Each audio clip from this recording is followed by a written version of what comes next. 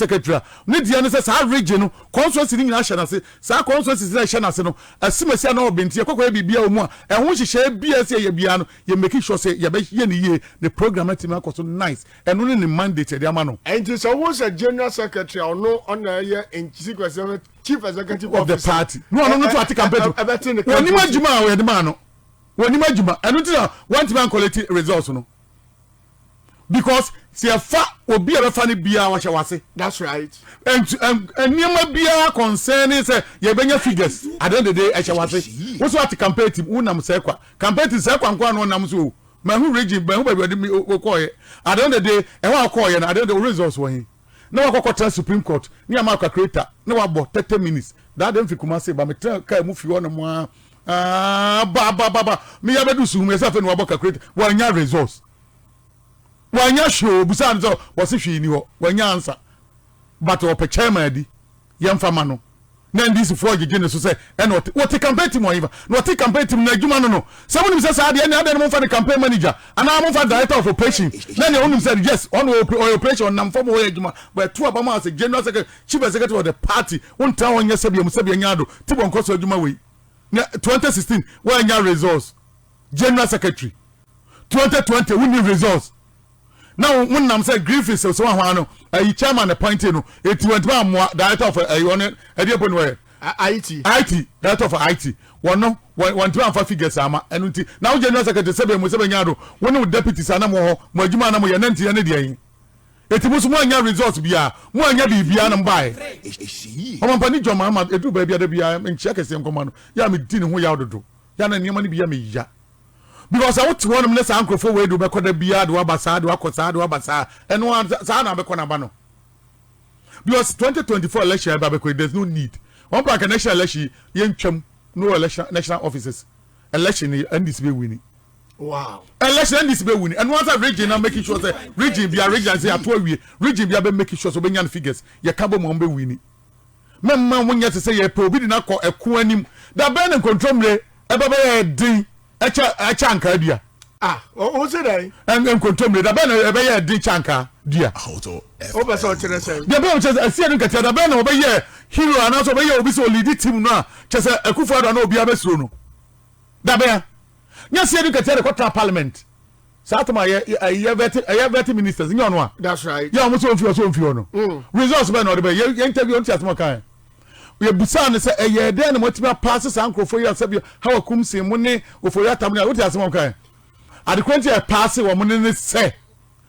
sabia ndis betima banti no say wo mu nya de pass wo mu take over wo Ghana tat Charles who record so me see woni wo Ghana tat na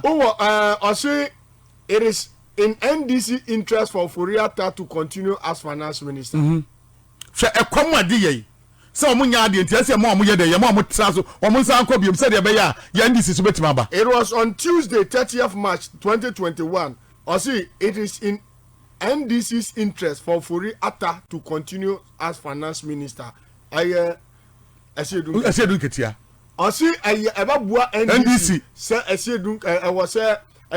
kan Foriata that's who your finance. Sa nipa wa adwene we wontima. O say o mine na. O say mine na no ababua NDC. Etu odwiri ense o manam NDC. We your man papa. Sa nipa we so lead your mind. Sa nipa we say man Ghana crazy man ba bi gina. We your man bofo. Sa nipa adwene we wotim. E wotim so your man bofo. Ya du ya de nye ye o lead nipa da bia adwem bone na apade lead ya de. Ense Ghana ne ye yie. Ene ba bi Foriata de Ghana kodri. We ye se dwama ma ba bia na o de kono na. Wo de dwama ma ba betu aye biem. Wo de dwama ma ba betu agina ne na so de wa na o pick de ko betu ana. Enti uni dwama ma ya adwen se ne enti a enei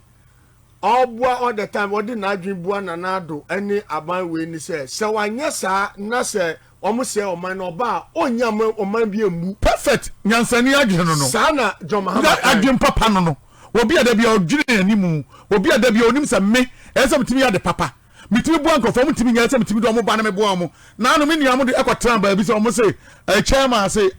ship na sink no. That's right. Yes. Or no dey obe make sure say nipa na o crash ship na so crash boat obe save or something like that. Obe say chairman for swamp officer obe save or say save Nanado and save Ghana. Simple. Bisa save Nanado ne Ghana. Ye be dey na etiwa kwa anim. hwe koma di nipa bia nipa nam da bia dwama mo to be from but mo ba ni entrance ni ye mobo ni ye ojo ni ehu kwa be fa so de Ghana be fa so mo de mo ye ni yi amenu se ewo mu ma mpo a obi fufuro so ye de e be ba Ghana be ko ye ntimi ne mabusua ne me betima ko ye nim na wo timi tran ho se ye de se bia mu se bia nyaado ye de ofiri fo be gu park ne so ye sha mo ade de na no ye sha ye ya ba fie ya se de be ya ye next time ye fe brasa ye ne be fe ni ye so aba sa nipa wa ju wo timo wo ya ju papa I'm from Black Stars. I'm not more beba. Sa na se Nketia person okire. Sa na no mo ko ye ya ina kili Williams who's and for di o matem. The dem ye di o matem. Say o mo ya from no. Who's o mo ya heroes. Next time na new coach bi a o be from. Sa na se Nketia person okire. Ade and now push blame dia to ayizo chairman so say chairman there on we bone for no nya bibia. Na me nua no mo kasem bi. Me se me o mo politics o mo radio no dem mo teso. Ya the political politics and ya di position bi o mu ya jemu adwuma. Omo asema no mo kan se na no mi we mi Facebook omo enne nan so mo heda ko enne Accra e ho na no mo ti yes yet Ghana na ye program no etimi se awi Accra for no be Accra by the end ko the whole Ghana enti Accra for no be pick na da people na pick no mo abo ye Ghana station eti wi a e come vara ma obi afa bi what am I say asema no mo kan se general secretary for me campaign team and then order nam That's right. And a chairman so for me campaign team no did the main one actually. I want me who say me am say adwuma na ye no monte ase e radio so de no mo ye say ye two abamam say national officers are originally automatically any cause of your campaign for what mo die na as presidential candidate so ko bro ahafo make sure say constituency awokom region awokom e ho to tua nyina mo ye den mo ye ho course say so obi kokko boa no ko bo na chi dom an organizer na mo to niam nyina ma bibia sipo say u general secretary no aye ni campaign team no number bi ya who chairman no and campaign team na chairman no introduce introduce former president obekasa no kasa no introduce what's wrong with that e wo mu anu akoho no akodi nanim kakra e wo mu anu abafie no abetoto niam antika national officers obi afọ me campaign team sabi nyaado we mu tibo nkoso people say no mo so makọ trance senka say obi afọ me campaign team for what enu ti ato abama so ye national officer dia na ekoso and net your mama Nyankopon so mama na so na ko western region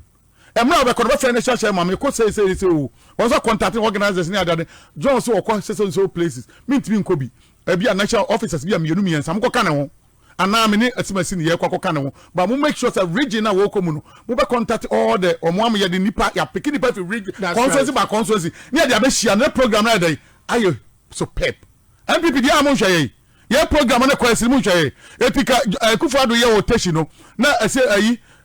ye fence e chair na okase Fred Bray wono ye nungwa what na ayi so de okofie ya da bi asire no ye general secretary Okay, John Bodu no so na ma bi ayi tama sa na ye no mo make sure say ba bi onam bia no niam abekoko yie e wo mu ase area ba bi na say ye small rally bi na say bia wo ben na be ko fa fine but the end day won ko trust say ye nim campaign ye wo campaign team Asiedu Nketia te ye ne hu campaign team a chairman te ye nti to man no me discussion say ya no hwe NDC phone bia hwe NDC phone say bia mu say bia nyaado e bi no so tibon ko so fo wo papa bom te politics